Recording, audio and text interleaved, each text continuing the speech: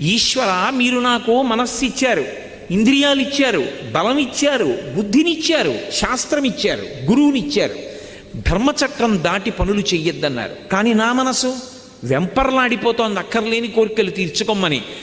ఈశ్వర, నన్ను నేను నిగ్రహించుకోలేకపోతున్నాను, నా మనసును నేను వశం చేసుకోలేకపోతున్నాను, నేను దానికి లొంగిపోతున్నాను, తప్పులు చేస్తున్నాను, మీరే నన్ను ధర్మంలో నిలబడేటట్టు చెయ్యండి, ఇక నన్ను నేను నిగ్రహించుకోలేకపోతున్నాను అని ఉన్న మాట ఉన్నట్టు ఈశ్వరుడి దగ్గర చెప్పాలి.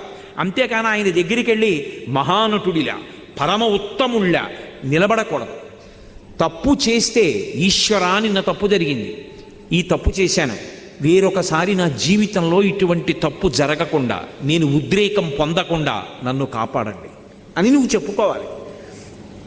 దానికి శరణాగతి అని పేరు. ధూర్జటి కాళహస్తీశ్వర శతకంలో శరణాగతి చేశాడు. రోషీరోజదు కామి